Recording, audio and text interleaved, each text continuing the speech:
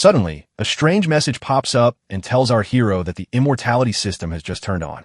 Suddenly, the protagonist's soul slips out of his body while the guy screams in pure despair. He suddenly wakes up in a strange new time or place, and the very first thing he notices is a big, fat cat. Looking into his own eyes, he saw a giant black cat falling straight down at him. Next, the giant Fane just flattens his face without even thinking twice. The guy wakes up to see the system already handing out rewards for the lives he's lost. Frustrated, he wonders how such a mad rule lets you rise by dying and what this strange energy surge really means. Furious, the young man punched the wall and smashed it through with ease, only to grumble about how much it cost for such a simple thing.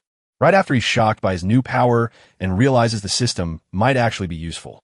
Curious, he begins to wonder what those new skill points can do for him. The boy reaches out to the system with a few questions, but the blue screen remains dead and silent. Lying on the floor, he cries because he has no tutorial and has to learn everything the hard way. While a passerby grumbles about a beggar blocking the path, the boy realizes his own true form is still standing right there. Without even blinking, he strides over to his old body and starts digging through it, searching for anything he might have left behind. The guy finds some loose change and figures that by copying it hundreds of times, he could end up rich. He knows passing on hurts terribly, but since it has already happened, he decides there is nothing left to fear. So the boy began trying out different ways to die, like jumping off a tall building or getting struck by a random arrow while just walking down the street. In the end, he keeps eating until his stomach bursts. But every try he made failed, and his grade stayed an F. Suddenly, a new screen flashes up, telling him he only has 5 tries left to bring him back, and the boy starts to panic. Basically, if he wastes every last shot and misses by accident, the game is over. This means he's going to be banished from the world, and the guy sighs in despair, knowing the system itself is going to lead him to failure. He stomped his foot down, vowing that he wouldn't let it happen and would move forward with a purpose. The young guy is convinced of the trick to turning this system into his secret weapon for success. In the same moment, someone was strolling down the city streets. A man chases down a debtor to get cash for his mother's medicine, but the other guy refuses to pay a dime. From afar, our hero smiles, knowing this is exactly what he hoped to see. Furious and losing his temper, the debtor shoves the collector down and tells him to let go. Our hero walks up to the man on the ground and tells him he'll help him get the money back.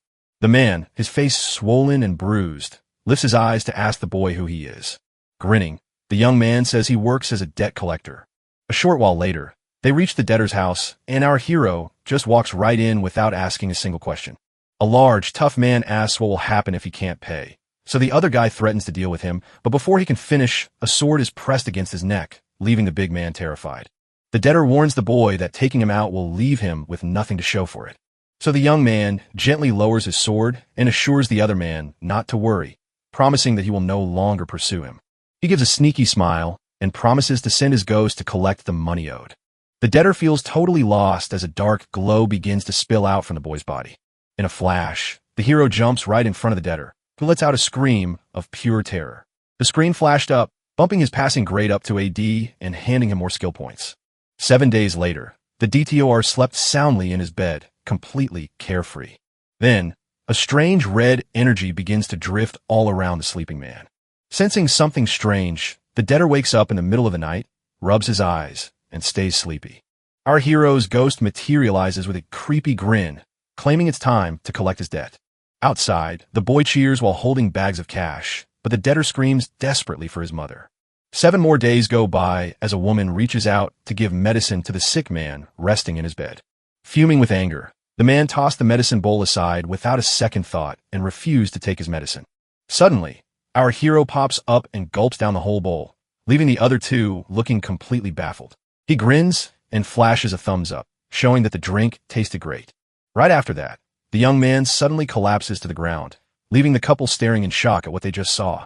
The man jumps up and shouts that the woman is trying to poison him, right as the boy's spirit comes back to life. An hour later, the man shows up on the street again and gives our hero a bag of cash. Tears of gratitude streamed down his face as he thanked the man for saving his brother's life by testing the poison and clearing his name. The young man grabs the money, claiming he enjoys helping, and then 3 full months of hard work pass by. Under the warm afternoon sun, a cup of tea sits quietly on the table. Our hero has become rich and stylish simply by collecting debts while he passes away. He found that stepping up to protect others boosted his rating, and soon he became the debate king. His body has gotten much stronger, but now he faces a tricky issue with his power score. To grow stronger, he must master better passes, even though this world is filled with dangerous villains. He believes that standing up to stronger people is the right path, even though his body is far too weak to match theirs right now. With a determined look, the young man knows he must learn new fighting skills to forge his own path.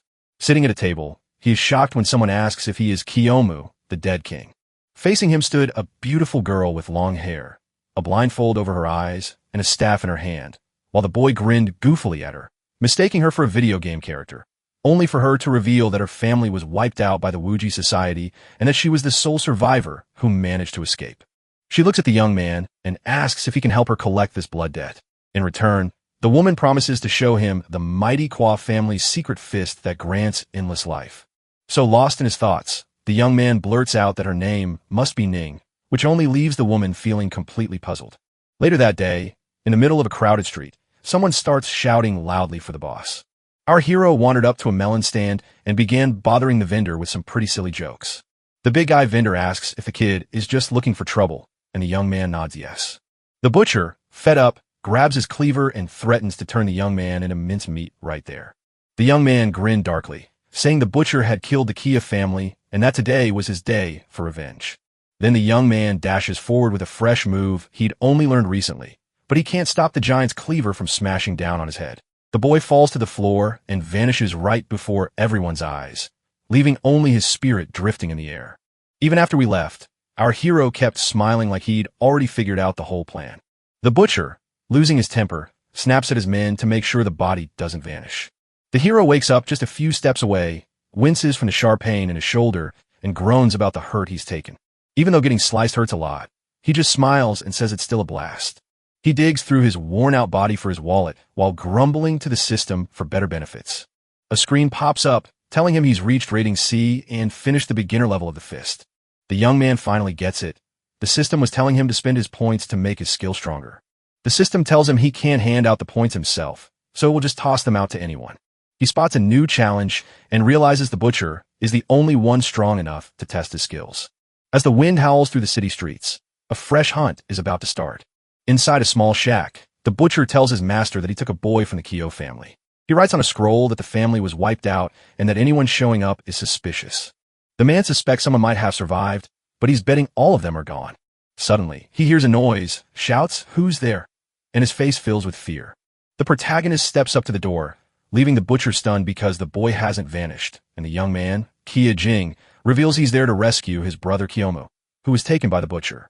He lunges ahead, shouting that the man must witness his legacy as he readies himself for a final, massive strike. The butcher swings his cleaver to push us back, but our hero grabs the heavy blade with his bare hands. The man mocks the young man by holding his face and asking if he's scared, but the young man fires back. Even with pain that felt like it would break him, the boy refused to give up and dared the butcher to finish the job right then. The man shouts that they're both crazy and sees his knife jammed tight in the young man's hand. The hero grabs his chance and delivers a strong punch right to the butcher's chin. He tells you he isn't like his brother and looks like he's actually prepared for this fight. The butcher, sporting a bloody nose, admits he went too far, but promises it won't happen again. 5 minutes later, our hero is beaten down and slammed to the ground.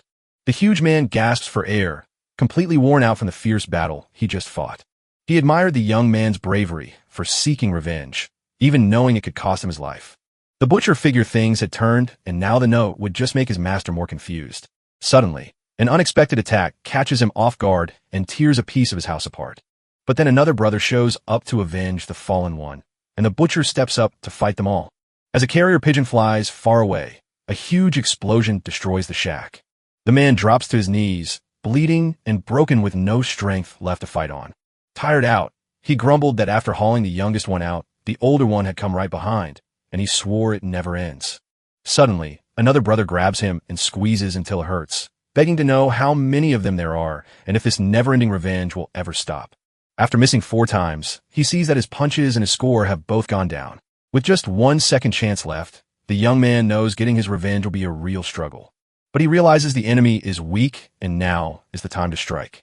He recalls that even with just 20% skill, he was able to fight right alongside his opponents. With his heart set on it, The young man vows to finish the mission and bring back new techniques from Shu. Lying defeated, he realized each brother was stronger than the last, with the final one nearly matching his own power. The tired butcher leans against the young man's body in front of the Buddha statue. Battered and exhausted, the man thinks the fight is finally over. To his amazement, our hero pops back into the fight, yelling, "Of course, it's not over," while the butcher drops to the floor in pure terror with no strength left to fight. With eyes burning bright, our hero surges ahead to land the final strike while crying out for divine justice. The fight finally stops when the butcher meets his fate at the hands of our hero. After winning, he grabs the money bags the man was carrying as a sweet reward. He picks up a letter and sees that getting taken down by a villain can actually boost his score. Smiling, he grabs the second letter for Shu, hoping it will bring him even more rewards. Not long after, he strolls quietly down a narrow alley in Yin City to meet his client. As he reaches the front door, he pulls his hat off and tells Shu that his long mission is finally over. The young man opens the bedroom door and steps in to share his story, but the woman, who is very observant, immediately asks where he's been while he was gone. She listens closely and realizes the boy's voice sounds very different from what she used to remember. She tells him his voice has changed, sounding like a grown-up thanks to the energy boost. He tries to act like everything is fine, but the suspicious woman demands proof that he is who he says he is. Feeling lost and unsure of what to say, the young man nervously asks her one more time if her name is Ning. The story flashes back to show that for the whole last month, he kept asking her random names. To prove who he is, the young man sneaks up behind the woman and gives her a big, unexpected hug. With a goofy grin, the young man thinks they're finally close. Her hand drifts closer to his, but the boy starts to feel scared about what's happening. She knew it was truly him the moment she caught his scent. She claims her divine, "I can't be tricked," but the young man just laughs at the idea of sharing it.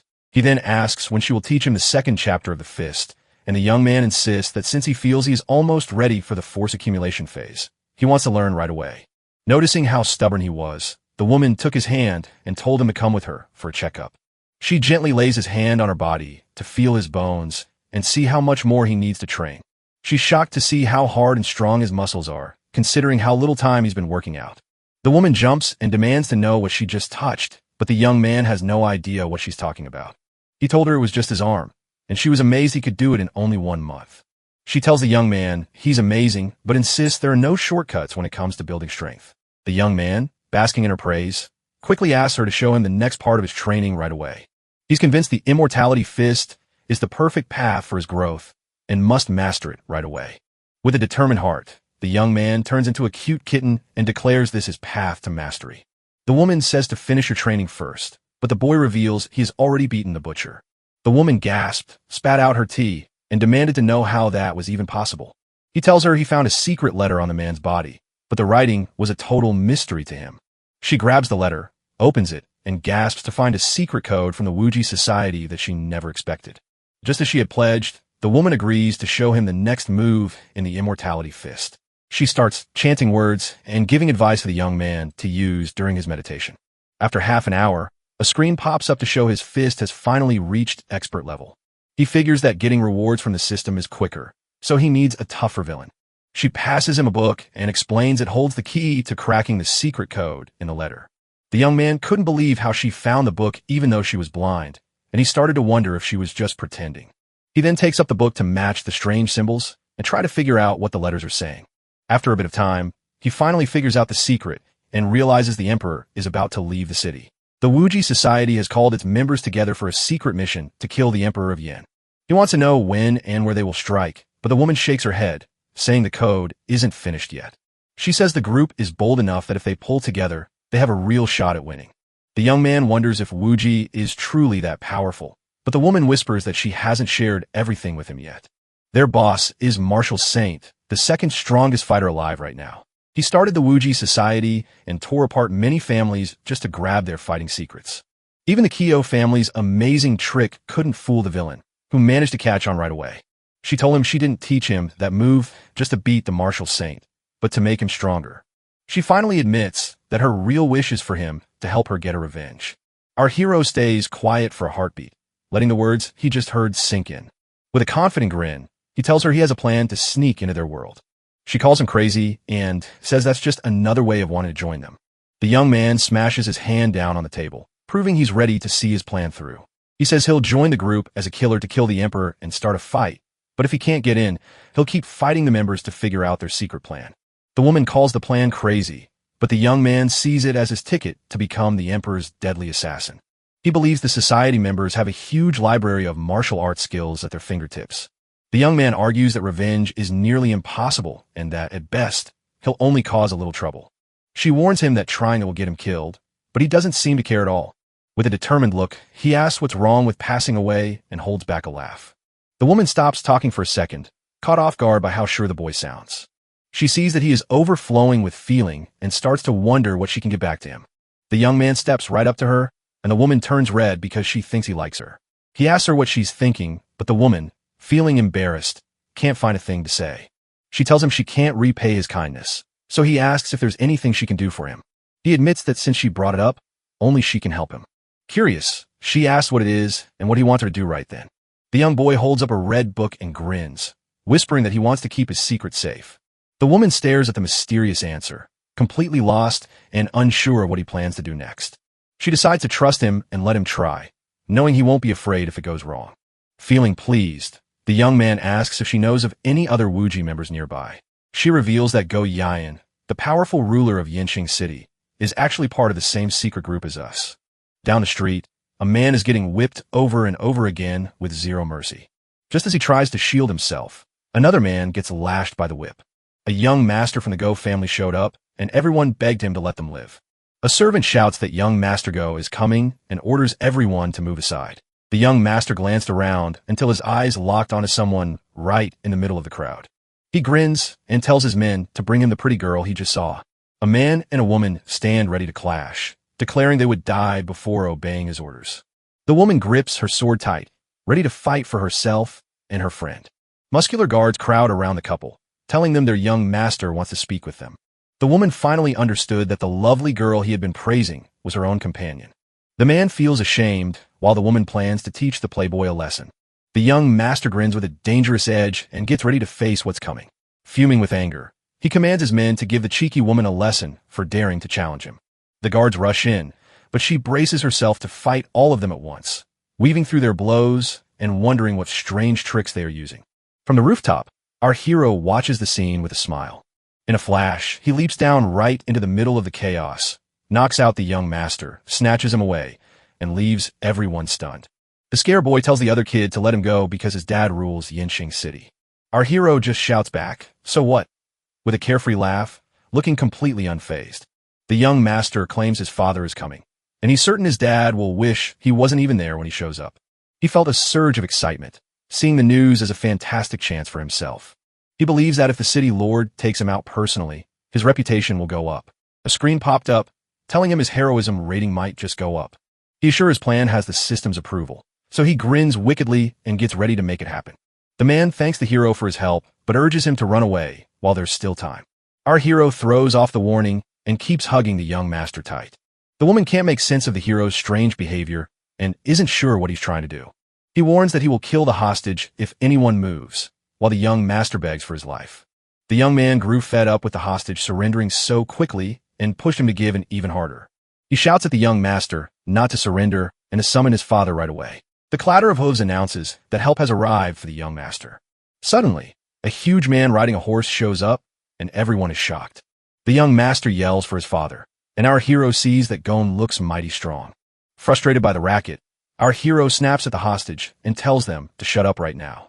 He feels the heavy weight of Gaian's presence and senses his amazing leadership skills.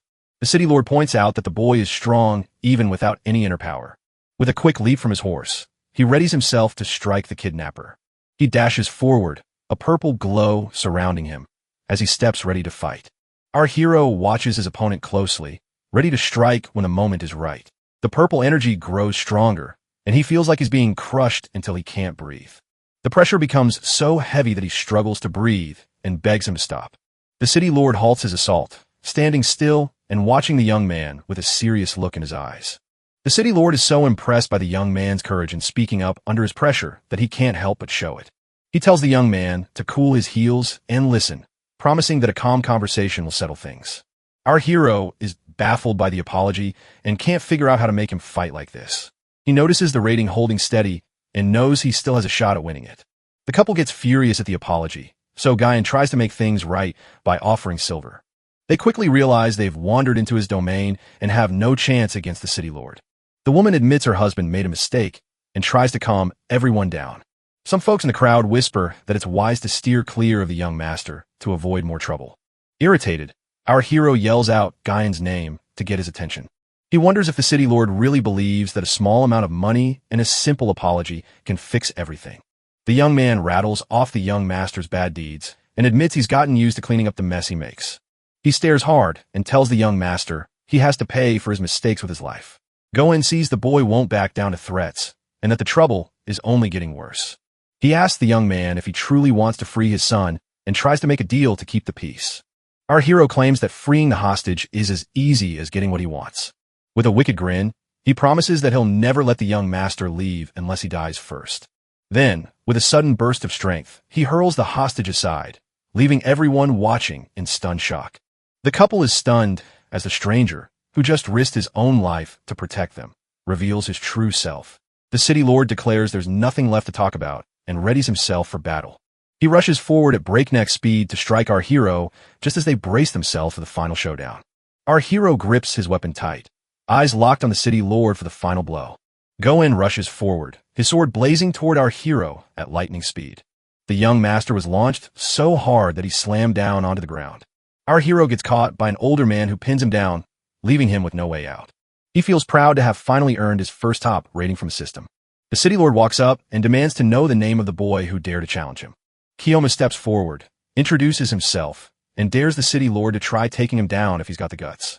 Guyan is so impressed by the young man's courage that he steps forward to acknowledge his bravery. To everyone's shock, the city lord commands the old man to let the boy go. He cheers on Kiyoma's bravery and asks him to join his army at the palace. Our hero cried in despair as the story took a turn he never saw coming, and all his plans fell apart. The young master walks up to his father and tells him about the shame he just had to take. Guyan, fed up with his son's behavior, snaps and smacks him while scolding him. He tells his guards to drag the young master home and give him a terrible beating. Gon grips the reins of his horse, ready to ride away, and after everything is settled, he tells Kiyomu that he is welcome to come to the palace whenever he chooses. Our hero froze in terror, completely baffled by the sudden twist. The townsfolk say the city lord is fair, and the hero was just lucky. Suddenly, a massive beaver pops up to grumble about the mess, blaming the city lord for letting him stay instead of getting him removed. As the system's passing rating slips back to Clough, our hero lays the blame for his failed plan at his own feet. He sees the longevity talisman glowing as his passing rating keeps climbing. The young man sees that quitting now won't stop him from earning a top score and sharing his brilliant idea. Soon, the people he helped started showering him with gifts and bows. The couple he defended bowed their heads in thanks for his brave and surprising help. He now knows the world sees him as a hero, not just another faceless soldier. The young man finally sees that the system is just a way to make him famous by forcing him to do brave things. He decides that if he keeps acting like a hero, he'll grow stronger and get more famous. And when he finally passes on, his rating will shine as a top-quality treasure inside the system. The couple looks puzzled when a young man suddenly starts singing with joy. While over there, the young master cries out in pain as his face gets squeezed tight. He wonders why his dad didn't punish the villain and instead wants him to join the army. Gon tells his son not to worry and says there's no need to rush. He said that everyone's anger was clear and removing him would only ruin his reputation. By bringing him in, he quiets the people's anger and builds a name for himself as a man of mercy. He sends his rebellious son back to the palace for a month, locking the gates until he has no choice but to stay. Golan warns that the emperor might come to the area and begs his son to stay away from anything that could get him killed. The young master jumps at the news of the emperor's arrival, but can't stop asking if it's really true. His dad tells him the emperor's hiding spot stays a secret to keep killers away. The son wonders if Kimu will answer the call to help defend the city. Goyen says it doesn't matter if he accepts or not, because he has other ways to handle him. Goyen decides to send the mountain bandits to fight and kill the young man. Standing on a rooftop, she asks him why he still wants to join the city guard. The young man insists it's probably a trap, but he's still heading straight for the palace. The woman sees how ready the young man is to risk his life for what he wants. She chooses to show him a special power that will help him survive his dangerous trip. She reveals that this is a hidden Kia family style of fighting that gives you instant strength. The demonic technique is finally revealed, and the young man grips the book with intense curiosity. His eyes light up with excitement as he learns something incredible truly exists, though she warns him he must first build up his inner strength before he can ever use that technique. The woman cheered for his brave heart and promised his journey ahead would fly past everyone else's. She smiles gently, thrilled to see the young man's eagerness to learn and become stronger. She told him the secret move, just in case he needs it to stay alive. With a confident smile, the young man says he gets it and is ready for whatever comes next. He hugs the book with a goofy smile, while the woman sighs at his excitement. At the city guard's training grounds, our hero gets ready for what's next. He grips his spear tight and steps into place, ready to start his training as a guard. In one fast motion, he dashes forward with his spear, proving just how good he is with it. He believes spearmen are cursed with bad luck, but he hopes his own luck will finally change. A few guards chat about Kia Mu, thinking he's an average guy who just happens to be incredibly strong. They mock the young man, laughing that he wouldn't survive long out on the battlefield. He picked up a new skill, but he hasn't taken the next step to grow stronger yet. Someone calls him chief, so he turns around to see who is talking to him right now. A man walked up and asked if he wanted to buy some of the martial techniques he had. While other guards laugh at the seller's yellow teeth, he just ignores their teasing and keeps going. The seller shows off a way to make the body tough, and the young man really wants that protection. The bearded monk tells our hero to ask Old Huang about the technique first before spending any money. The seller beamed with pride and showed that his special trick was the iron shield. The picture shows a special trick to protect your backside. Our hero insists he needs that special power and warns that guarding that spot is the only way to stay safe. He hands over the technique as a gift and mentions that his wife was harmed by the young master. He steps closer and whispers the sad tale of how his family suffered under cruel hands. The seller told us his wife is still alive, but very weak, and that the young man finally took revenge. Our hero shakes his head, saying he needs no thanks now, but promises to repay the favor later. Just then, another guard steps up to tell him that Captain Chu wants to see him right away. He grins at the new challenge ahead, ready to face it on his path to becoming stronger. In the crowded military camp, number 110 jumps out because it's surrounded by waving flags and beating drums. Captain Chu says that a fearless outlaw named Song hides deep in the eastern mountains. He points to a spot on the map where the bandit who crowned himself king of the land is hiding. The captain is fuming at the bandit's boldness and thinks it's a terrible joke. Our hero leaned in to study the map and the flag of the so-called king. The captain shouts that Songy has stolen hundreds of lives in just 6 months, and he sobs with anger as he thinks of the women the bandits hurt. Our hero is so angry he demands the bandits be wiped out right now. The captain nods in agreement and promises to send out 1,000 soldiers for the mission. He cheers on the young man's bravery and asks him to lead the front line on the mission. Our hero clasps his hands with determination, ready for whatever challenge lies ahead. With a roar, he jumps straight into the mission without thinking twice. He paced through the camp, lost in thought about the heavy burden he just picked up. He thinks back to the day he was picked to lead 1,000 soldiers at the front. The young man smiles, knowing the city lord has finally made his move with this excuse. He smiles with purpose and decides to turn his leaving into something that counts. A dark shape hides outside the tent, keeping a close eye on everything happening inside. The captain can't tell if the young man is too trusting or just full of himself to take on this risky job. 5 days later, our hero stared at the eastern mountain, ready to begin his new mission. Soldier Huang steps up to guide him, claiming he knows the terrain inside out and even where the thieves are hiding. The young man nods and says he'll stand guard, telling the man to duck behind him if anything scary comes. The guide, moved, says the chief is the kindest man he has ever met in his life. The hero yells that everything is fine because he won't let anyone ruin his chance to move forward. Tucked away in the tall grass, a sharp blade sits quietly, waiting for its next victim. The guide chats lightly and asks the young man how he used to be when he was 15. He says the butcher Jung took him out, tells the man to hush, and asks him to lead the way. Suddenly, something zipped through the tall grass and gave the guide a jump. Right after that, a storm of arrows flew at them, sending the man into a panic. To save the guide, our hero kicks him hard out of the way of the flying arrows. The young man stands right there to take the hit while the other man lands safely on the ground. He grins as he thrusts his spear to block the incoming arrows. As he gets struck, he yells that TV shows lied to him while a soldier screams his name in shock. Suddenly, a group of masked bandits leaps from the grass to attack the fallen man. Despite the arrows piercing him, the hero keeps moving to shield the man from the attack. He feels thrilled as the immortality lock starts to glow, knowing his end will be a glorious one. With his spear blazing, he yells for his soldiers to follow, promising to lead the charge. Then the young man leaps forward with a bright grin, fully ready to fight. He quickly shifts to block a surprise attack on his friend. One soldier yells out in pain just as the enemy catches him off guard. The bandit doesn't hesitate to drive his blade through his own friend to strike the soldier. The hit lands right on the man before he can even blink to dodge it. Our hero grins and rushes in to take down a bunch of enemies all at once. The other soldiers are amazed by how fierce the young man fights. Even after another arrow finds him, he laughs at his foes and asks if that's all they've got.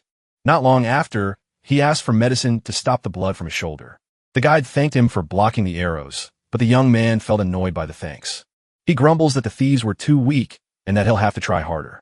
The monk scolds him, asking if this is how he is supposed to repay the guide's help. He smiled and asked if the monk had anything to give him. The monk promises a gift, but asks him to help finish off the thieves first. He looks down at the valley and sees it is filled with traps and waiting ambushes. The young man asks the guide if the valley has a name. Up close on a nearby tree, you can see strange symbols carved into the bark. He calls the spot Fallen Tree Valley and already starts thinking about where to cross the river. The captain walks up and asks why the young man isn't leading the way at the front. The captain calls him a coward, but tells him to fight anyway. He believes that if the boy breaks the rules, he can throw him out to finish the Lord's job. The captain was shocked when a young man promised to follow orders and step forward. The young man gives the captain a cynical smile, says thank you, and believes this is the better way to go. He grins with a wicked look and vows to crush the captain the moment he gets strong enough. Before long, his grin fades and his face turns serious. Suddenly, a whole crowd of bandits bursts out and rushes forward to smash into the soldiers with all their might. He screams at his friends to run because there are too many thieves and they won't have a chance. So scared, the soldiers run away from the battlefield without even thinking twice. So our hero stays behind to fight the bandits all by himself, keeping his friends safe. He shouts at the soldiers to run, claiming it's a direct order from their boss. Though the guide and the monk are puzzled by what the young man is doing, they keep watching the fight. From the top of the cliff, the captain watches it all and shouts for his men to keep fighting instead of running away.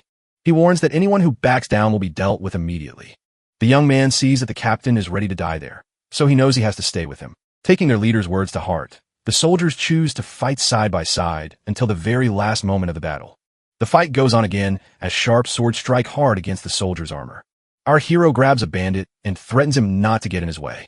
The guide insists that the chief must never be left to face that bloody battle all by himself. Frustrated, the young man screams at them to quit talking nonsense or they'll get hurt. He rushes forward alone into the enemy line while his guide screams his name in desperation. Bruised and battered, he decides to do what others can't and speak up for them when they're too scared to. Right after that, an arrow hits him in the neck and he falls down again. Though our hero lies on the ground, surrounded by enemies, he looks nothing at all afraid. One of the bandits lunges forward with his axe to strike the final blow and end the fight. He smiles and offers to go first as the glowing immortality talisman shines. Soon, the other bandits rush in to attack the young man all at once. He drives his spear hard into a weak spot on an enemy. Then he roars at the bandits, telling them to drop their fear and face him in a real fight. With a single wave, he invites the enemies to fight and mocks them even more. The young man keeps fighting hard, screaming for even tougher battles to face. Suddenly, he felt a new strength rising inside him right in the middle of the fight. This fresh power is waking up inside him, making him stronger and stronger every time he fights. With one swift punch, he sent a bunch of enemies flying while his eyes blaze with red power, proving he's leveled up.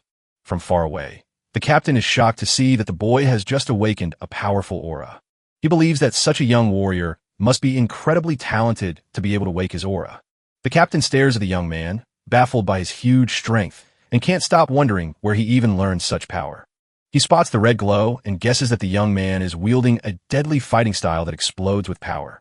He smiles, knowing the boy has taken a turn he cannot come back from and is about to die. He is sure the boy will not make it, knowing his plan has finally worked. As he watches his leader fight bravely until the very end, the guide cries out in despair. As the soldiers look on, our hero's spear drops from his hand and gets stuck deep in the ground. With a furious roar, he screams for everyone to clear the path, sending out a powerful shockwave. Though he's been badly beaten, the young man still stands tall while his friends stare in shock. With his face cut up, he promises that no one will cross that line while he is still breathing. Noticing he's all by himself, One of the bandits yells for everyone to charge forward without fear. So the horde of enemies charges at our hero for the final showdown. Even though things were terrible, our hero kept smiling. Just as a deadly sai blade comes flying for our hero, he thrusts his spear forward to stop it right before it strikes. He keeps fighting with great courage, using his spear to take down many enemies all at once. The young man gets struck over and over, yet his eyes shine with power, and he refuses to give up. As he watched, his friends cried with sadness and anger over their leader's sacrifice. Arrows fly into the young man, but he keeps fighting through the pain with all his heart. A hand catches a leaf soaked in blood as it falls, marking the hero's sad and final end. The hero stands atop a pile of dead bodies, staring down his friends with a triumphant grin. Despite having arrows in his body, he stands as strong and steady as a statue of a great hero. Soon after, he looked up to see the captain watching from high on the cliff above. The captain lets out a mocking laugh, acting like he's happy about how the fight ended. The soldiers, now fired up, shout that they won't let their leader down and rush headlong into the fight. The captain steps into the fray, sword drawn and ready to strike. His horse stomps over the fallen bandits with no mercy at all. As the captain walks past the fallen hero, the young man looks up and lets out a faint laugh. The captain gazes into the young man's heart and declares the mission finished as they head back to the city. But the guide objects, arguing they haven't destroyed the bandits' base yet. The captain claims the ground is too deadly and shouts for everyone to run away right now. The soldiers chose to carry the chief's body back to show his blind sister the truth. While his friends keep watch, our hero wakes up in a strange new place. With a fresh, grown-up look and his spear ready, the young man bursts back to life. The screen flashed with his Class B passing mark and the cool rewards he had just unlocked. He was stunned to discover that just one Class B pass had boosted his mastery of the technique so dramatically. A Class B passing is like spending 20 years training with 150% of your heart. Now the young man practices with his spear, picturing how a passing class would go. Now that he has learned his new trick, he throws his spear with perfect accuracy every single time. He is so skilled with his spear that he can stop it mere millimeters away from an ant. He smiles as he realizes that passing with top marks opens up a whole world of extra advantages. As the captain shivers from the cold chill, the young man announces he's on his way to thank his brother for bringing him out. In the meantime, the soldiers marched back toward the city, carrying the chief's body. They discover the tree marked with the young man's words, leaving the captain completely baffled. The soldiers figured out that the chief was the one who left the message for them at the site.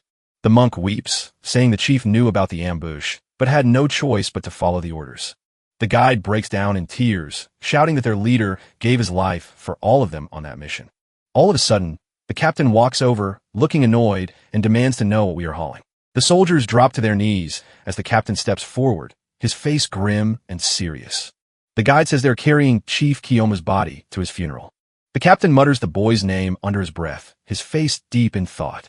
The guide, furious, worries that the rude stranger will stop them from taking the body, but the captain insists that Kiyomu died with honor and must not be left behind. Frustrated, the guide blames the captain but vows to handle the funeral himself. The man believes all the praise belongs to him, so he feels he should thank the young man who acted on impulse. He believes that since the order is done, the Lord might even give him a promotion.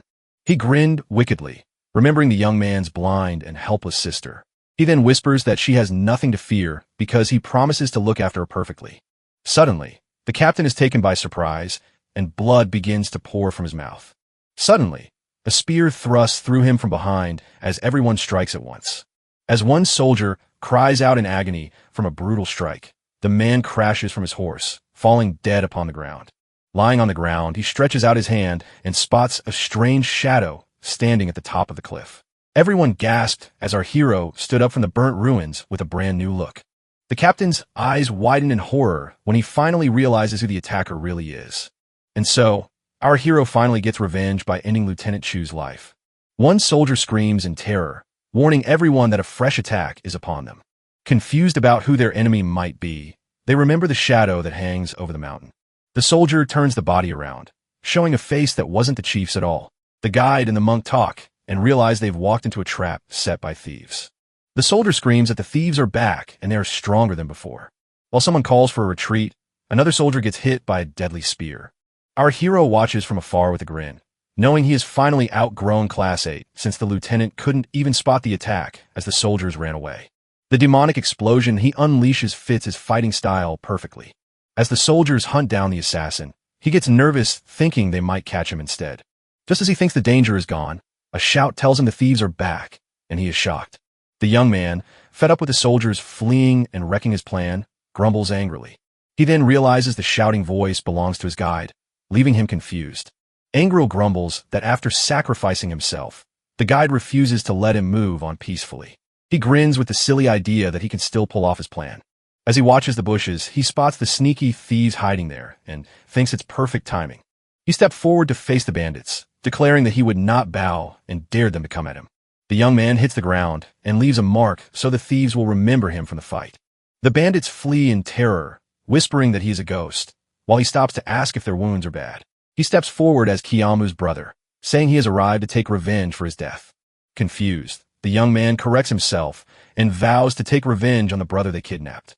One thief warns the others not to trust him, claiming he's a ghost out to get them. The bandits run away in panic and beg the ghost to leave them alone. Suddenly, the bandits run into their own group, and one of them is caught off guard. The leader of the thieves steps forward with a scary red glow around him, making everyone freeze in fear.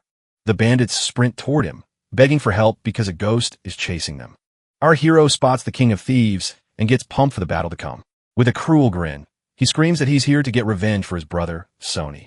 Suddenly, the thief's boss steps right out in front of our hero. The young guy couldn't keep up with the fast action and was totally shocked by how quick it all happened. He stands face to face with the man and asks if he is truly the king of thieves. The man mocks him as a warrior, but then his hood falls down to show a young face that looks nothing like what was expected. He introduces himself as Wang Song Hai, and our hero is stunned by his strange look. A drop of sweat trickled down the young man's face as he stood there, lost for words. The thief leader lets out a laugh, clearly having fun in the mess they've made. Suddenly, he spat out blood, and the young boy realized he was just faking it while feeling weak. One of the bandits told the chief that the young man had taken out the lieutenant and introduced himself as a brother. The leader of the thieves leans in, his serious eyes fixed on the young man as he listens to the story. He gives Chief Kyo a big round of applause for his bravery and tells him he truly admires that courage. Then he asks him to come along and do amazing things together. The young man nods and walks over to join the band of thieves from the Eastern Mountain. Our hero stares at the offer, unsure if he should bring the stranger into his team. The leader of the thieves whispers that with all the fighting, it's nearly impossible to tell right from wrong. The young man nods his head and says, "You're exactly right." Suddenly, our furious hero knocks out the leader's angelic form. He shouts that a true warrior never steals or hides away in the mountains. In the forest, the thief boss and his gang stroll right through the woods with complete calm. His men grumbled about the young man's bad attitude and warned that he was asking for a beating. Our hero stands up to the chief, daring him to attack if he's really mad. The man yells for everyone to halt and waves his hand to get their attention. He then asks why so many thieves have ended up in his lands and challenges him. The young man explained that the governors were like fierce tigers, which is why everyone ran up to the mountains to stay safe. The leader nods and says the governors are like tigers. He tells the young man that his wisdom is wise and says the mountain is a safe haven for all. Holding his sword, he introduces himself once more and declares that he will protect the mountain. He beckons the young man to stand beside him and battle for a brighter future for everyone.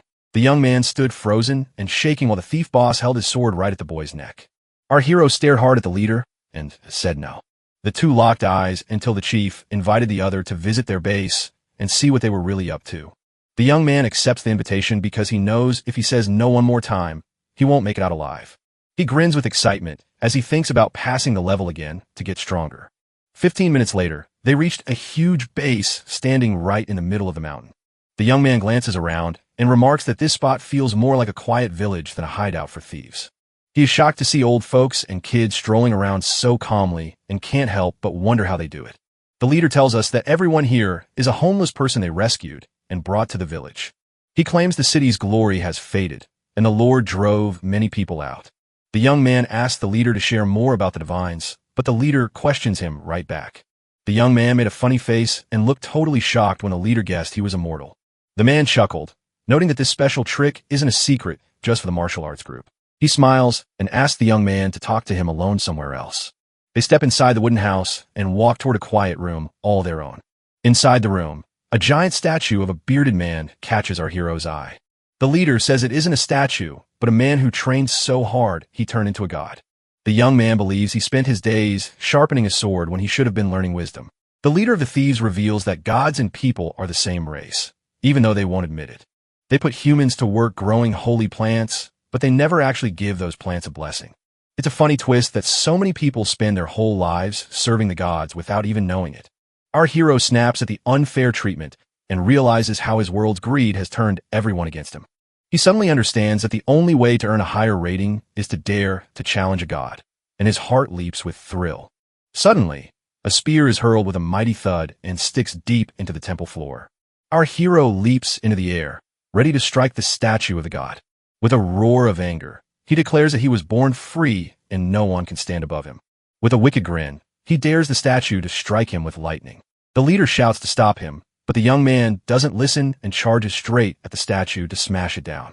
Our hero grins with confidence, ready to strike the final blow at the statue. The thieves' boss screams to halt, but it's already far too late to change anything.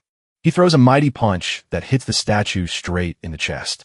The man feels relieved, only for the statue's sword to snap apart right after the hit. The whole statue begins to crack, and the leader looks worried at the scene. Soon after, the statue shatters into 1,000 shards, and the leader spits blood from the force of the blast. Fuming, the young man grumbled that the cursed thief had the audacity to block his path. He asked the leader why he used a wise trick to keep him from dying. The man warns that if he breaks the statue, the holy sages will come back to haunt him. The young man jumps for joy when he hears the news and begs to be hit by lightning immediately. The leader trembles at the young man's wild risk-taking and promises to be much more careful. The young man pauses, remembering he never learned the wise trick, and thinks deeply about it. The chief tells us that martial arts build a strong body, while sage techniques build a strong soul. He claims that sages are mighty and can't die, but martial artists aren't like that. The path of martial arts is faster, and with more masters, you stand a better chance of winning. The young man stays calm and tries to soothe the leader, who is still wound up from their big argument. He finally understands that holding the immortality fist is the only way to become a god. The young man declared he'd soon turn into a god, leaving the leader stunned and puzzled. With his long nose, he asks the leader if he thinks he has what it takes to be a god. The man says that without a path for his soul, he can never become a sage. Our hero ducks behind the pillar, his eyes wide with confusion as he stares at the leader. He leans in close to whisper, wondering if learning the iron crotch technique is actually a path to becoming a soul. Suddenly, a golden light wraps around the young man and the thief leader, leaving them both stunned. The man felt so embarrassed he apologized, saying he couldn't help with that tool. He tries to say goodbye, but our hero asks why he was trying to recruit him. The young man tells the leader that he wants to change the whole world and that this little village isn't where he belongs. With eyes shining with menace, he warns that he will spill the secret of the base's location if he isn't forced to come with them. The man laughs and says they're already in trouble with the soldiers, so it's time to move. Our hero waves a final goodbye, promising never to bother anyone with this again. He decides to swallow his pride, head back to the city, and fix everything from there. In the dark room, the blindfolded woman slowly pushes the door open. A man claims to be a guard sent by the Lord to deliver a message of thanks. They walk into the room carrying a coffin, which leaves the woman feeling puzzled. The blind woman lies down and wonders why Kiamud hasn't come back with them. The guard stares hard and calls out the young man's name in a cold, distant tone. He gives a nasty grin and tells the young man that he's gone and won't be coming home again. She is so stunned she can't believe he's gone and desperately asks what happened. With a swift hand, the man snatches up a book and readies himself for what comes next. The man grinned evilly and yelled that the young man had passed away. The woman steps back and shakes her head, saying she doesn't believe it's true. She insists that Kiyu won't move forward as easily as he claims. Suddenly, a hand snatched hers to keep the door from shutting. The man apologizes and admits he forgot to tell them he brought the body along. He gently takes her hand and leads her to the coffin. He made her walk over to the coffin and tell him if he was the one inside. The woman had to touch the face of the body in the coffin, and she was shocked by what she saw. The man laughs at her and refuses to tell her what she can't see. His body was cut in more than 50 places, and his face was covered in bruises. She touches the body, realizes it isn't her brother, and pulls her hand back quickly. She screams in terror that it can't be true and that it's all just a huge lie. The man tells her that everything is a lie, including him. He grinned and asked if she'd feel better if he just called it a lie. Outside, the monk's anger boils over as he shouts that they've gone too far with the woman. Enraged, he vows to take out that jerk, but the guide holds him back from moving forward. The guide shook his head and said they couldn't help because the boy is the city lord's son. They choose to bury the chief and leave some money for his sister. The man sneers at the woman for refusing to cry and taunts her with cruel words just to push her buttons harder. He smiles, promises to give her something else instead, and gets ready for what comes next. He grinned darkly and handed the woman a pot of stew cooked from the great warrior's liver. The woman screams in rage and horror at the man's cruel heart. So fed up, he commands his men to shove the bowl of soup into her hands by force. Suddenly, an old man's staff hits the ground, catching everyone's eye. The men grab the woman and get ready to shove the liquid down her throat. He grinned wickedly as he dumped the soup in her mouth and ordered her to finish every drop. One soldier screams in anger at the scene, too helpless to do anything but watch. Just as I was about to eat, the guide popped out and gulped down the whole pot of soup, claiming it tasted amazing. The young master was so angry he shouted, "You're trash, because you dare to steal his food." With a sharp kick, he sends the soup bowl crashing to the floor, spilling its contents everywhere. The guide apologized, admitting his friend is a bit out of his depth and doesn't know what he's doing. The young master stares with a grim face, his anger burning as he glares at the soldier. The guy gets so sick he vomits up all the soup he just drank. Suddenly, a strange voice praised the soup's smell and grabbed everyone's attention. The young master twists around in annoyance and demands to know who the intruder is that just showed up. Everyone was shocked when our hero came back wearing a hat and holding a spear. The guide screams the chief's name, his heart swelling with joy to see him alive and well. The woman is so shocked by the young man's name that she can hardly believe what she's hearing. The old man freezes in shock at the young man's sudden arrival, his face hardening into a serious stare. The young master stands frozen in shock, screaming that the young man cannot possibly be alive. He stares at the coffin and finds the body of the soldier he once tricked everyone with. The body inside the coffin was battered beyond recognition, yet it looked exactly like our hero's. Laughing, our hero tossed his hat aside and met the young master's gaze with a warm smile. He lunges forward with his spear and strikes the young master hard. The young master's eyes go wide with fear as he watches the young man strike with such incredible speed. He barely slips out of the way of the spear and jumps back at how hard it hits the spot he just missed. The soldiers and the blindfolded woman stand frozen in shock at what they are seeing.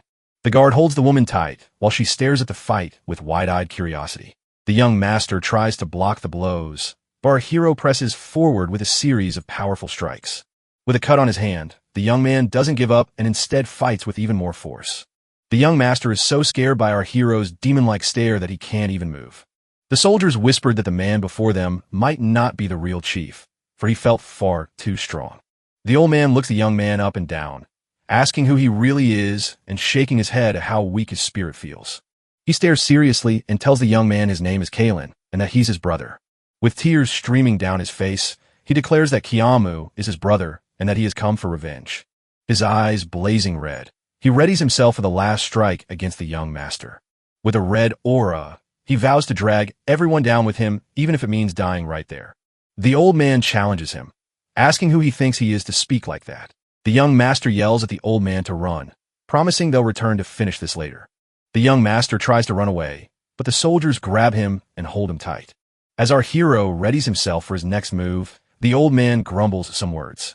With his hand hurt, the young man knows he must get ready to try again. He says he'll bury his brother in the mountains just outside the city tomorrow. The old man catches on that the young man will leave the city by tomorrow. Our hero complained that he was hungry, which shocked the soldiers. After snatching the pot of soup, he takes a carefree gulp while the soldiers scream that it's his brother's leftovers.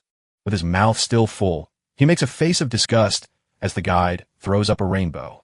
The young man held up a piece of liver to prove it came from a pig and wasn't from his brother at all. He acted like he was crying and claimed his brother had died and lost his organs. She reaches out and touches him, and he instantly ducks behind her, claiming he is fine. The young man jumps at her smell and knows she's right next to him. He screams with embarrassment, leaving the woman confused and wondering what just happened. Suddenly, the young master screams that Kia Musu's ghost has appeared in the Gold clan. The Lord steps in, curious about the fuss and what new lesson he's learned this time. The old man stepped forward, apologized, and explained that they had come to honor the Kyo family. He notes that the young man is a bit taller and older than the brother who passed away. The Lord claims he's just a regular 8th grader right now and doesn't pose a big danger to them. He realizes the young man isn't just a simpleton and knows he must figure this out right now. The dark-eyed Lord gave the old man a grim command: watch over the young man and his friends. Our hero yawns as the blindfolded woman walks up to him with a serious look. He stares at her, confused, wondering what she'll do next. She steps right up to him, and he is totally caught off guard by what she just did. With a frightened look, he tries to step back and wonders what she is doing. To keep himself safe, the young man claims he is already 28 and keeps 13 concubines at home. She stared at him with a serious look, studying the situation carefully.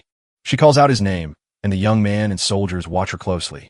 He takes a bag of cash from the governor, but the man's slick behavior feels too weird to be right. The soldiers are relieved to hear the money comes from the governor and feel grateful for the help. Our hero grins as he finally understands that the money is really meant for the soldiers. He shakes his head, hands the money back to the stunned soldiers, and walks away. The monk hands the young man a martial arts book as a thank you gift. Thrilled, he grabs the book and realizes it holds another skill he must master. The monk and guide say their goodbyes and walk away, leaving the young man all alone with the woman.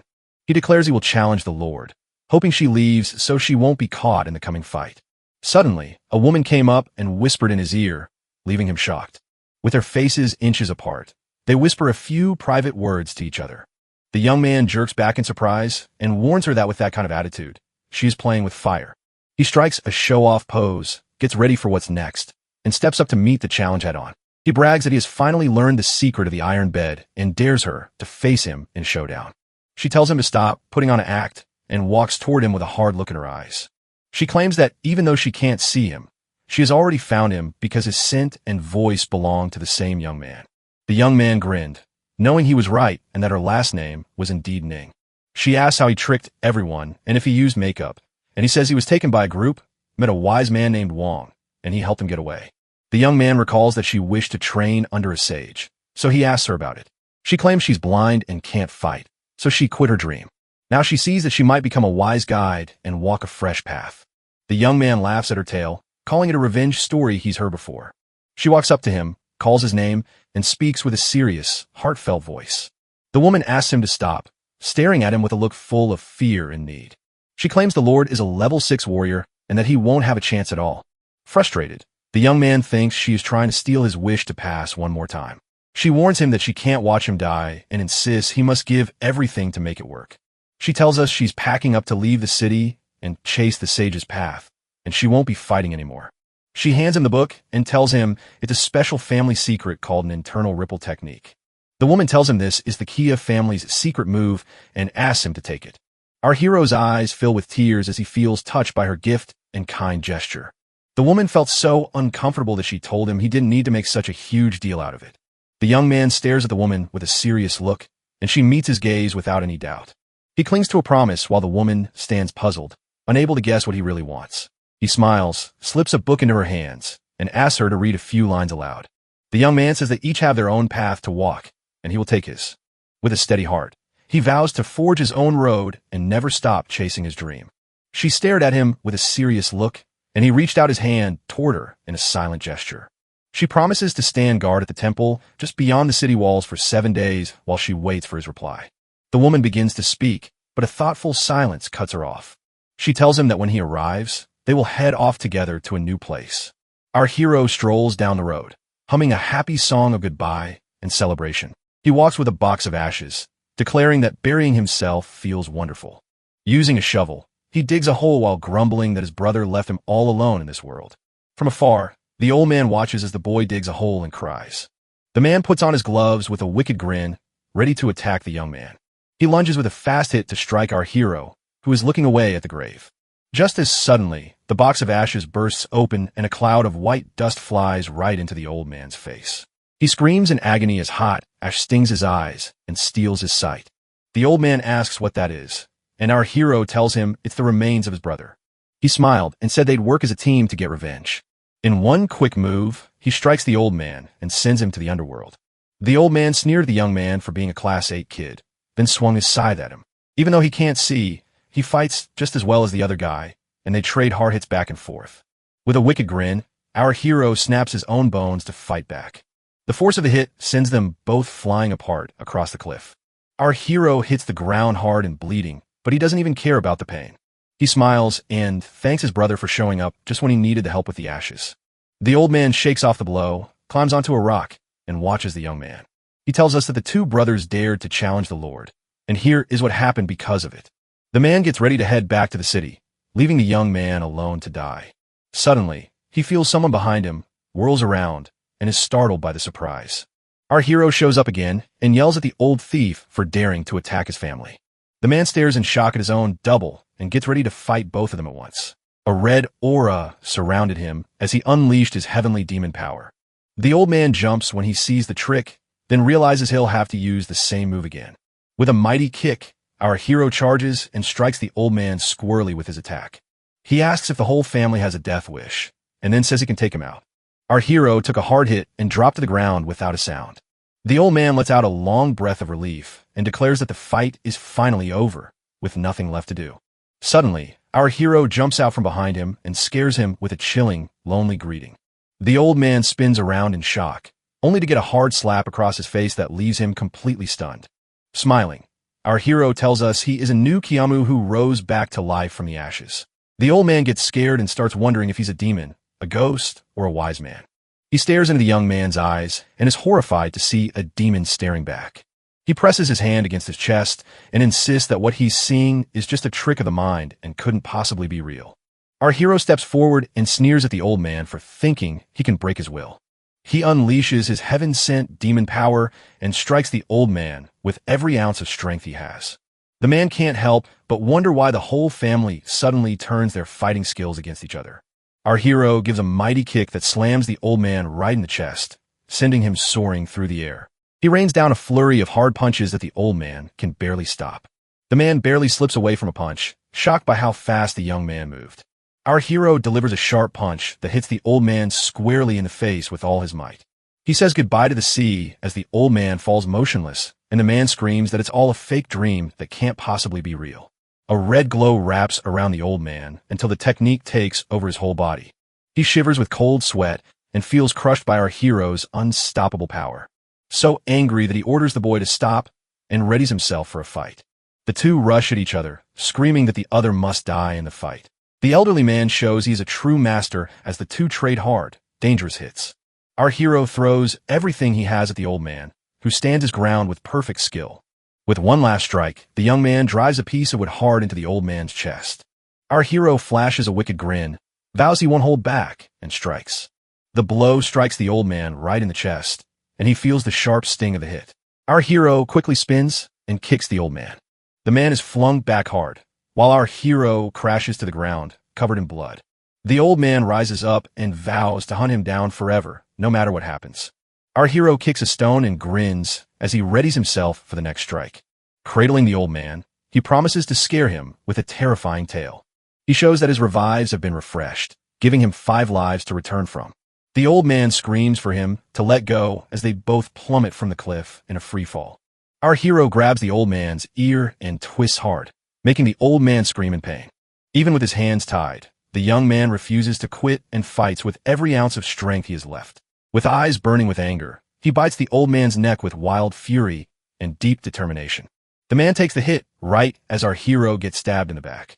Even with no hands, he says he still has his feet and won't let him get away. The old man feels tiredness creeping in and knows he is slowly fading away. Our hero counts the seconds as they both tumble toward their doom in the depths. The man admits he doesn't have as much as he thought and says goodbye to life. As they crashed into the ground, the earth split open under the force of the fall, and when our hero woke up, he found the old man lying lifeless beside him. A screen flickers into view as the young man throws his hands up in triumph, knowing the mission is finally over. He knows he still can't control his aura and must grow stronger to do so. The system cheers him on and grants him a secret power, the chance to restart his life. So with a wicked grin, he sets out to crush the Lord and take his revenge. So first, he heads back to the city to swap his outfit and hide his identity. Inside the Go Mansion kitchen, a cook tastes the soup while a shadow silently watches him. Just then, a strange woman barged into the kitchen and started kicking all the cooks. Our hero steps forward and gets ready for the next move in his plan. He thanks the chefs and says he's about to enjoy a delicious meal, marking a celebration he has never had before. He picks up a mouthful of noodles with chopsticks and eats them with a happy grin. The young master calls him a clever dog and says he knew he'd show up just for the food. He knows that if he moves now, the guard watching everywhere will spot him right away. Smiling, he asks himself why he should be scared of dying when he knows he can come back to life anytime. Suddenly, the kitchen door flew open with a loud crash as the young master stormed in, all eyes and furor. With his dog at his heels, he screams to open the door and stares at our hero with pure rage. He sneers at the dog, mocking it for only knowing how to eat. The guards outside hear the noise and get ready to rush into the kitchen. Our hero lands a sudden punch that knocks the young master out cold. He steps forward wrapped in a dark glow, facing the dog that stares back with a mix of fear and wonder. The young master barks his order, sending his demonic hound to tear the intruder apart in his kitchen. He was shocked when his hero reached out to pet the dog and praised him as a good boy. The young master grips a spear in his mouth, trembling in sheer terror at the scary situation. Our hero questions him to find out how many warriors with a class are hiding in the mansion. He then asks the young man if he knows anything about the martial arts group. The young master stares in shock, asking how anyone could know all that. Our hero glared menacingly and demanded, "Shut up and answer me now." The young man warns that the Crimson Emperor might arrive in the city before a month has passed. Smiling, he offers to lead our hero straight to his father's office. Our hero thinks he's tricking the other guy into walking right into a trap. He warns him that even if he tells a lie, he will still find the letter. The young master scrambles to block the sharp blade and pleads for his life. With burning red eyes, our hero demands to know the name of the secret move he just mentioned. The young boy tells us that the book is called The Guide to Mastery in Legendary Martial Arts. With his hand gripping the young master's neck, our hero readies himself for what comes next. He lifts him onto his shoulders and tells him to lead the way, but warns him not to pull any tricks. When we reach the Lord's office, the protagonist sits at the desk and watches everything. The young master warns that no one is brave enough to step inside without his father's okay. Our hero flips through the book, wondering just how to master these mystical powers. He looks at the book and can't believe how thin it is, so he wonders if he's holding the entire story. The young man whispers that the rest lies in the forbidden room and offers to lead him there. Our hero stared him down with a hard look and told him not to even think about trying to trick him again. The young master swings the door open and leads our hero down the mansion's long hallways. They walk side by side as the hero holds the young man firmly in his grip. The young master wants to get rid of the young man, but he can't see the look on his face.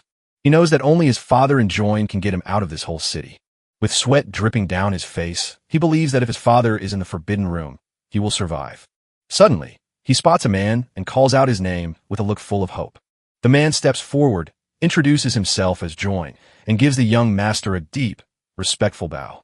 The young master's eyes beg for help in his desperation, but the man just doesn't get it. The three of them stare at each other in a heavy silence, and our hero knows something is wrong. The man catches the shared look between them and gets what the young master is saying. He gives a smile and tells the young master not to try anything with him, because he's already married. Then, a sword shoots right through the young master's chest, and everyone gasps in shock. The man stands frozen, staring at the scene in total disbelief. Our protagonist grabs the young master and stares at him with cold, distant eyes. The man yells that an assassin is coming and the young master is badly hurt. Frustrated, he lunges forward with his sword drawn to strike down the young master's assassin. Our hero gives a wicked grin, ready to face the fight ahead. With a sharp kick, he tosses the young master's body into the air, and the man catches him safely in his arms. Our hero watched the scene with a serious look and got ready for what came next. He stares at the man with sheer determination, ready to fight the battle waiting to start. Suddenly, the city lord steps forward with a glowing purple aura and a dark expression, moving slowly to face the hero who watches him with a calm smile. The lord stares at the young man with cold contempt and readies himself for the fight. With a grin, our hero declares it's time to move, turns, and looks right at him. His eyes flare with a bright blue light as he gets ready to face his enemy. The two rush at each other and trade hard hits with their weapons. The lord hits our hero so hard with a mighty blow that he flies straight through the roof. He hits the ground hard but gets ready for the next strike. With blood in his mouth, he dared the lord to try and take him out if he could. The man lunges forward with his spear, but our hero easily blocks it with a grin. The two clash again and again, pushing the fight harder with every move. The lord strikes with such force that he knocks the spear right out of our hero's hand. The young man's spear tumbles down and drives deep into the ground with a mighty thud. He smiled with pride, claiming he had finally mastered his skill and wouldn't be harmed. The lord charges forward and smashes his fist into our hero's face with all his might. Enraged, he demands to know why the young man took his son out with no mercy at all. With a grin, our hero claims that the heavens are unfair unless evil gets punished. He then readies himself for the next step and stands before the Lord with a look full of defiance. With a furious shout, he declares that if the heavens refuse to punish him, he will do it himself. The man hit the ground in defeat and stared at the young man with a mix of shock and fear. Our hero surges forward with a mighty strike, ready to land the final blow. He grins like a villain and steps up to face the Lord for the final fight. The two trade heavy hits until the young man's spear crashes into the Lord's shield.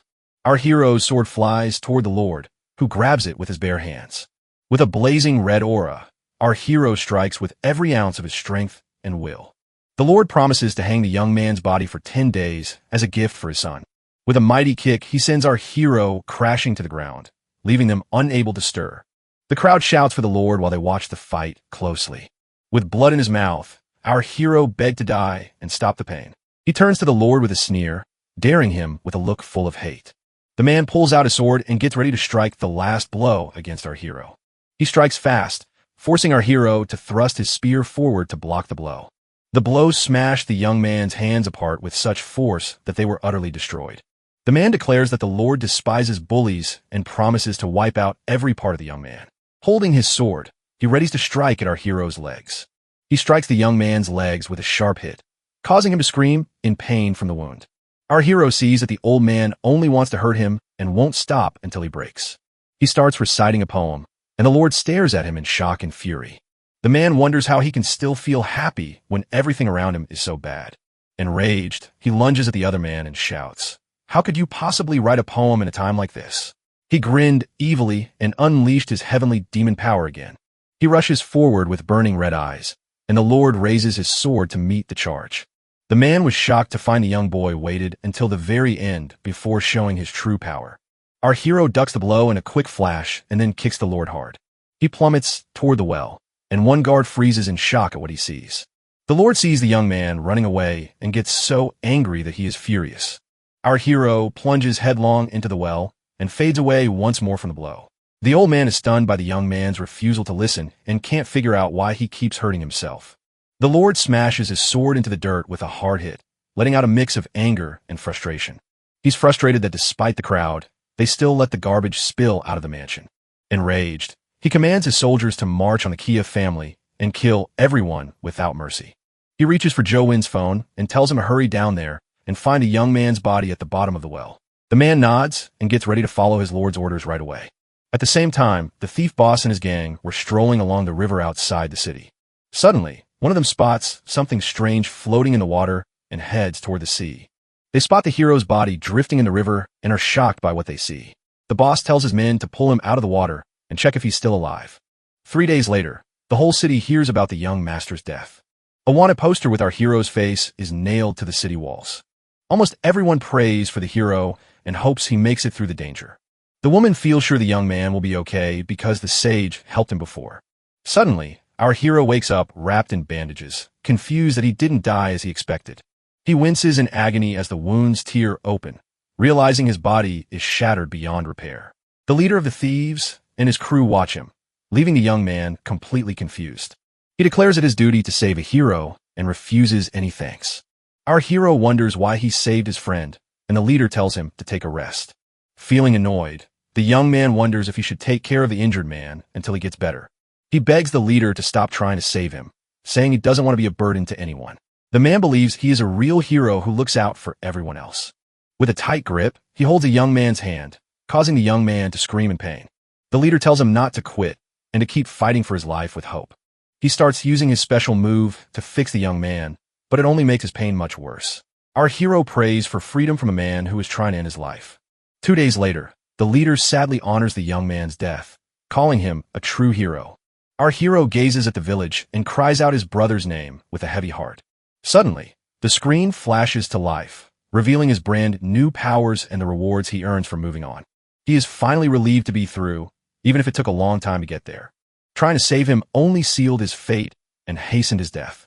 When he moves into 8th grade, a swirling cyclone begins to wake up inside him. His skills in martial arts grew so fast, it looked like he had been practicing for decades. He flexed his muscles with pride, declaring that the system worked far better than he ever expected. With a grin, he steps deeper into the woods, getting ready for what comes next in his plan. Out of the bushes, a group of men suddenly jumps out and circles him, staring with suspicion. He jumps at their sudden arrival and demands to know who they are and what they want from him. One of them wonders how he looks, just like the man they know. Our hero invents a clever excuse and plans to try a fresh trick this time. A man named Kia Sang steps forward, introducing himself and asking where his son, Colin, is. The men were stunned to see him, remarking that he didn't look older than 30. He smiles, believing the immortal fist is what keeps him young.